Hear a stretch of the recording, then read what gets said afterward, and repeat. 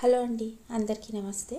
ఈరోజు ఈ వీడియోలో స్పైసీగా ఉండే నాటుకోడి చికెన్ బిర్యానీని ఏ విధంగా ప్రిపేర్ చేయాలో చూద్దాము. ప్యాన్ పెట్టుకుని ఆయిల్ వేసుకుని కాగిన తర్వాత 2 ఆనియన్స్ కట్ చేసి వేయించుకోవాలి.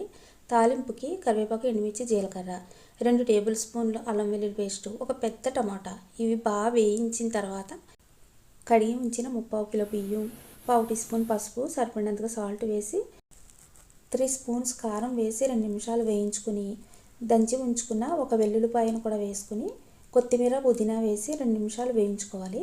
ఇప్పుడు 1 కిలో ఉడికించి ఉంచిన నాటుకోడిని 2 స్పూన్స్ గరం మసాలాను కూడా వేసి కలుపుకొని 6 గ్లాసులు వేడి నీళ్ళని పోసి మూత పెట్టి ఒక 3-4 నిమిషాల పాటు హై ఫ్లేమ్లో ఈ విధంగా ఉడికించుకోవాలి. ఇప్పుడు 1 టీ స్పూన్ నెయ్యి వేసి మరో 3-4 నిమిషాల పాటు సిమ్లో మగ్గించుకోవాలి.